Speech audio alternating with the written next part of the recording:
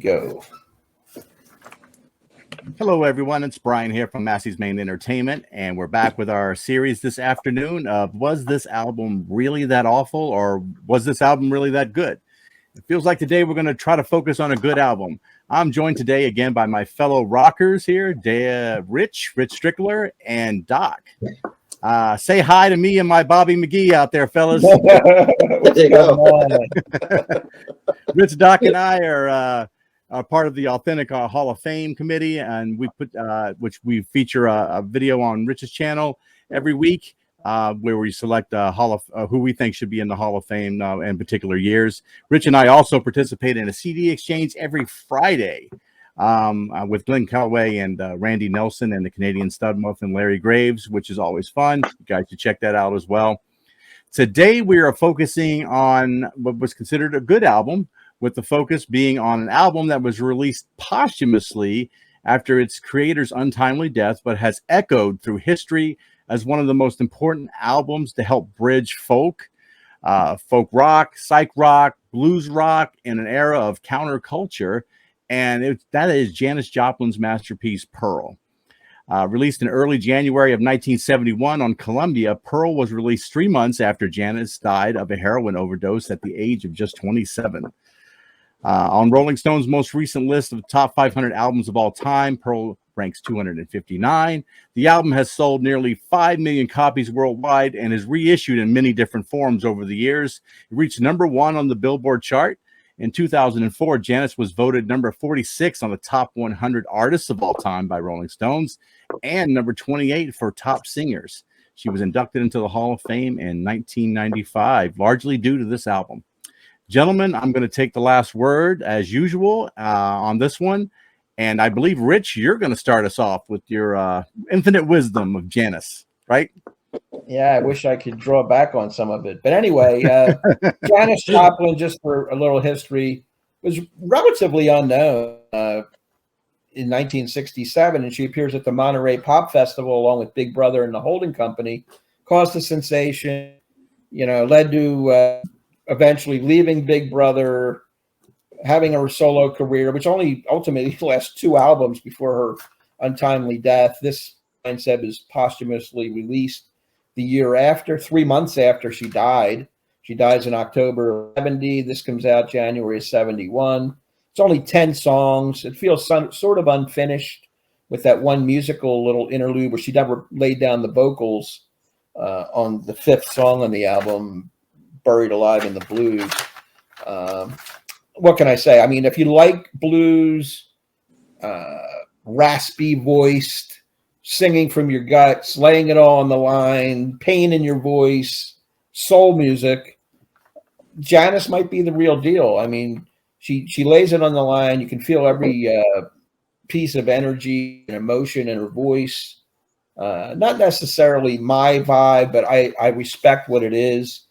From the opening track, Move Over, which has that, it's a killer opener. It's got that baby move over. I like that song. It gets the album off to a good start. Cry Baby, the second track, it alternates between a softer, more bluesy approach, and then she belts it out that cry baby. You know what I'm saying? Just laying it out there. She shows a lot of range in her voice.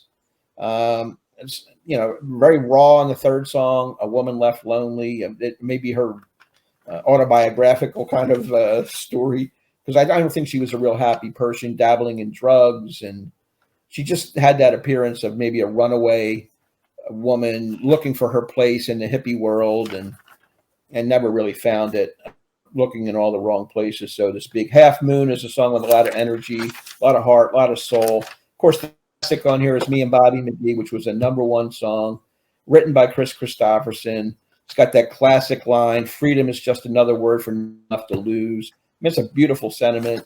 A great song all the way through, sort of a journey kind of song.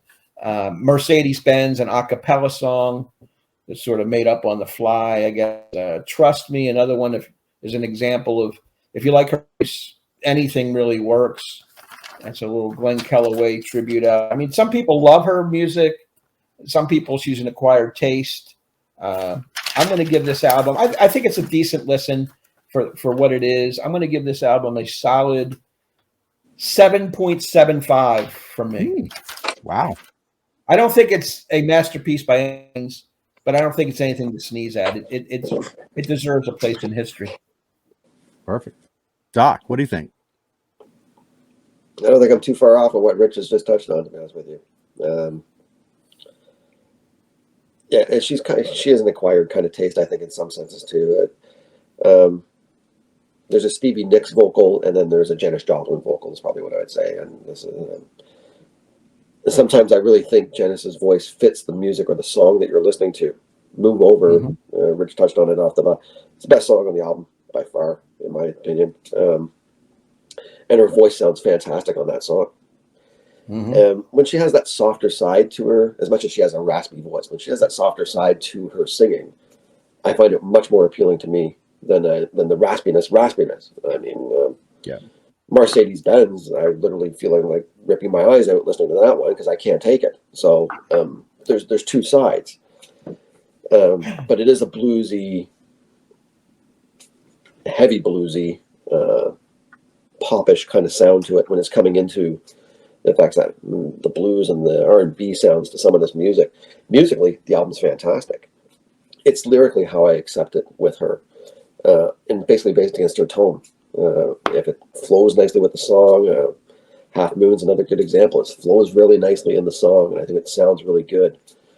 Like I said, Move Over, Cry Baby, I can give it and take until I get to that screeching part kind of thing. So then it kind of gets out of tune for what the song brings to me, I think. So I wouldn't echo too much more on is it a masterpiece or anything along those lines? Not in my eyes. But it's a fine album, is what I would say. Like I said, a little bit of an acquired taste, I think, for Janis in some senses. Praised as, a top 200 song or album of all time. I wouldn't go in that neighborhood myself, but I gave it a 7 out of 10 on my ranking. So I think there's some really solid pieces inside the album, which outweigh anything that outside the Mercedes-Benz ripping my eyes out thing. There's some other good stuff behind it. So nice. That's my take. It's short and sweet in some senses, but I mean, I still echo what Rich is kind of saying there. I think he covered it off pretty nicely. It is an acquired taste, I think. That's what she is. Yeah. Right. Okay. Well, I'm right there with both of you guys here. I mean, cool. when I first listened to the album a couple of years ago, I didn't understand it at all as being ranked so high on Rolling Stone's list. In the 2003 edition and 2012 edition, it was like in the top 125 or something. It was right up there, and I just didn't see it. I didn't hear it. I didn't understand. I couldn't get into it. Especially like the opening tracks where I felt like she's literally eating the microphone. That's what it sounded like to me. And it's like she might as well have stuffed the thing all the way down there if she was going to do what she was doing. So those really aren't my favorite songs on there. On this re-listen, the reason that I like it this time a little bit better, originally I gave it a 6.5 2 years ago when I looked at my list. But the songs My Baby, Half Moon, and Mercedes Benz, I think are a lot better than I remember them. And I'm going to like the album a little bit more because of that. I still like Me and Bobby McGee. That's a timeless song. Maybe I'm in the minority because maybe I like Chris's version just a little bit more. I don't know what it is. I mean, I like Chris Christopherson's album, but there's no doubt that you got to give respect for this massive mezzo soprano voice that she has. It takes over a room, takes over a song, takes over a stadium. I mean, she just can take, just belts it out there, and it's like all of a sudden the room's attention would be completely hers, I guess. I'm not sure. This is me. I mean, I hate to be dark in any way. I'm not sure the path she was on and musically would have been sustainable anyway. I feel like this trend of music that she was doing would not have survived the early 70s as we have while we progress, because I feel like music was changing so much that and the industry was, and that sound that they were looking for, that I don't know whether they would have had a sound for her. And so I'm not sure where that would go, but I do like this album better the second this time around when I've listened to it twice. It was improved from a 6.5 to a 7.5. So Wow. I like you guys. I don't think it's a masterpiece by any measure. And if I listed a top 500 albums, it may be in there in the 400 somewhere. I would put it in there, but just giving it its, it's due for being what it is, an important piece of music history. But no more than 7.5, which is for me, just basically saying it's a little bit more than average album in a lot of ways. So feels like, I mean, the last record we covered, guys, we all differed on completely. And this one, we all kind of fall in that neighborhood. Right. And for the same reasons, it feels like we're kind of there, So yeah. We may have different songs that we, gravitate towards, but the level of the album is pretty much in the same mark. Yeah. How we get there. 7.5, no higher than an 8 for sure. I think it's a decent album, and you got to give one thing: for the short amount of time she was in the limelight, she made her mark. I mean, from Monterey, she was at Woodstock. She was in this film, Festival Express, traveling around through Canada with the band and the Grateful Dead. That I saw the documentary on. And then before you know it, she's overdosing and dying, and her career's over. It's just one of them tragic things. And I kind of agree with what Ryan said. Where was she? What was the musical direction? Was there a few could succeed in? We'll never know. No, and that's the tragic part, is that she's a part of that terrible 27 club, they call it, where these artists seem to gravitate toward dying at the age of 27 years old. And that's just way too young. Half of my age. I mean, that's exactly. That is. I mean, So, and I feel like I'm too young to go. So that definitely was too young to go. Way too young. A child. Yeah. Right. Really. But anyway, I mean, I think, a consensus here is we all like the album. We don't consider it a national treasure in any way. I mean, it's not like going to, change it, this whole line of music for years to come or anything, but it's a good album. I think it's good. Yeah. Be sure to join us next week. We're going to be covering, was this album really that good? And focus on 1997's Radiohead's OK Computer, an album which, like a lot of albums, run hot or cold. There are people who really love Radiohead, and there's people who don't like Radiohead. So it should be a fun conversation nonetheless, and we really would like you to join in for that.